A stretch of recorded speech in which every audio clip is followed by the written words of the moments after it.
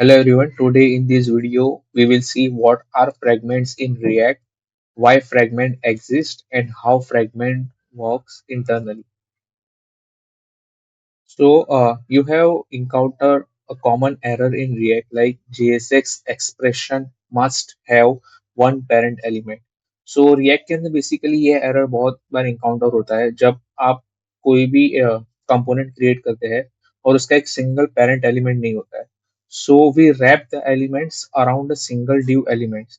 So but that extra div breaks your layout. For that solution is to use a fragment. सो एक scenario है जिधर हमने एक component create किया welcome करके. इसके अंदर ये हम रिटर्न कर रही है JSX. इसके अंदर आपने H1 टैग लिखा है और पैराग्राफ टैग लिखा है.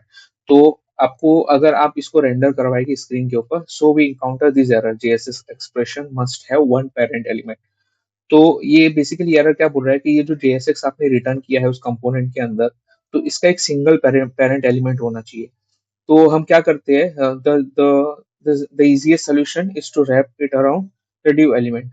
ये आपको बहुत बार सिनेरियो में दिखेगा कि उसको ड्यू एलिमेंट एक कॉमन पेरेंट होना चाहिए, उसके अंदर ये सारा JSX रैप होना चाहिए. तो ये एरर पहले तो क्यों थ्रो होता है रिएक्ट के, क्योंकि कोई भी कंपोनेंट बेसिकली रिएक्ट के अंदर जब आप एक कंपोनेंट क्रिएट करते हैं, एग्जांपल हम क्रिएट करते हैं वेलकम कंपोनेंट, तो हम इसका सिंटैक्स कुछ तो ऐसे होता है. ये एक फंक्शनल कंपोनेंट है, तो इसके अंदर एक रिटर्न स्टेटमेंट होता है और ये एक JSX रिटर्न करता है बेसिकली. ये हमारा एक JSX रिटर्न कर रहा है बेसिकली. तो ये एक फंक्शनल कंपोनेंट है. तो कोई भी फंक्शन जावास्क्रिप्ट के अंदर उसकी एक ही वन सिंगल रिटर्न वैल्यू होती है basically. One single return value. तो आप ये अगर ये आप रिटर्न कर रहे हैं, तो इधर क्या है कि ये एक ऑब्जेक्ट है, ये भी एक ऑब्जेक्ट है. तो आपने दो ऑब्जेक्ट्स को रिटर्न कर दिया है बेसिकली. ये जब कंपाइल होता है तो react basically behind the scenes क्या करते हैं, react dot create element function को कॉल करता है. तो और इसके अंदर ये एलिमेंट क्रिएट होता है H1 और उसके साथ साथ पी टैग भी क्रिएट होता है उसके साथ साथ, ये वाला एलिमेंट. तो ये आपने दो रिटर्न वैल्यूज डिफाइन कर दी है कॉमा के साथ, मतलब. तो ये जावास्क्रिप्ट के अंदर अलाउड नहीं है, मतलब एक एक फंक्शन एक ही वैल्यू को रिटर्न कर सकता है एट अ टाइम. तो इसको सॉल्व करने के लिए हमने क्या किया, उसको एक डिव के अंदर रैप कर दिए, उनका एक पेरेंट एलिमेंट. तो ये सिंगल वैल्यू हो गई, उसके अंदर दो एलिमेंट्स रेंडर हो रहे हैं बेसिकली. तो ये अलाउड है जावास्क्रिप्ट के अंदर कि एक फंक्शन एक ही वैल्यू को रिटर्न कर सकता है. तो इसके अंदर हमने उसको रैप कर दिया. बट इससे प्रॉब्लम क्या होती है ना, problem we face is adds this div element gets added unnecessary in the DOM nodes. जो हमारा ट्री क्रिएट होता है एक्चुअल डॉम के अंदर, इसके अंदर ये div element एक्स्ट्रा ऐड हो गया, which can cause a breaking of CSS layout like flex and grid. अगर समझो कि इसके ये वेलकम कंपोनेंट है, उसके ऊपर एक हमारा पेरेंट कंटेनर है, उसके अंदर हमने फ्लैक्स या ग्रिड कोई भी प्रॉपर्टी लगाया हुआ है, फ्लैक्स या ग्रिड का.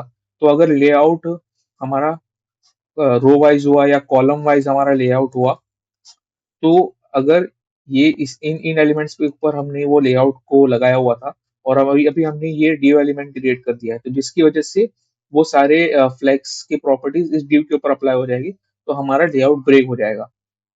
तो ये एक्स्ट्रा एलिमेंट की वजह से हमारा लेआउट ब्रेक भी होता है and affects the semantic HTML. Like हमारा हेडर होगा सिमेंटिक HTML, ये हेडर है, उसके नीचे ही हमारा मेन कंटेंट है, उसके नीचे हमारा फूटर है.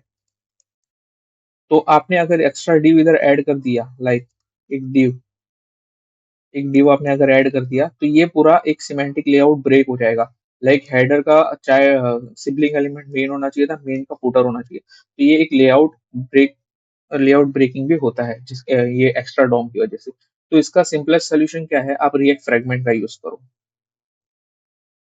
तो उन सारे प्रॉब्लम को अवॉइड करने के लिए हम रिएक्ट फ्रेगमेंट्स का यूज करते हैं. So what is react fragment? A fragment let's you group multiple elements without adding an extra node to the DOM. It is an invisible wrapper. इसको अब हम ऐसे समझ सकते हैं कि वो एक इनविजिबल रैपर है. तो इधर हमने क्या किया है, एग्जांपल में वही हमारा सिनेरियो जिसमें H1 और हम P टैग को रेंडर करवा रहे हैं. तो अभी हमने div की जगह पे वे wrap those element in react dot fragment. तो इससे क्या होता है, इन एक्चुअल डॉम जब रिएक्ट एक्चुअल डॉम को क्रिएट करता है, तो वो ये रिएक्ट फ्रेगमेंट को अवॉइड करता है रेंडरिंग करने का, और ये जो उसके इंटरनल एलिमेंट्स है उनको डायरेक्टली एक्चुअल डॉम में इंसर्ट कर देता है। So no extra div gets added. तो इसकी वजह से क्या होता है कि हमारा लेआउट भी ब्रेक नहीं होता है, और क्लियर और रीडेबल कोड हो जाता है हमारा। नाउ इसका रिएक्ट डॉट फ्रेगमेंट का एक शॉर्ट सिंटेक्स क्या है कि आप ये opening brackets and closing tags का यूज करके डायरेक्टली आप रिएक्ट फ्रेगमेंट को भी डिफाइन कर सकते हैं। तो ये क्या क्लीनर और रीडेबल होता है ज्यादा। तो in most of the code bases you will see react fragment used with this empty tags।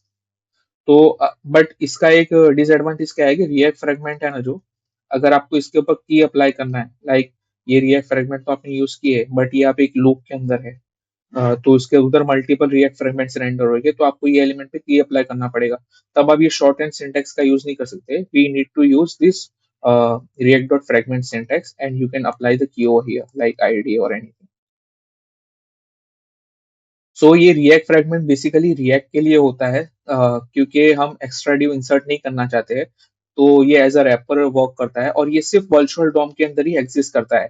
Actual Dom के अंदर रिएक्ट उसको रिप्लेस कर देता है, और कोई एक्स्ट्रा एलिमेंट इधर रेंडर नहीं होता है।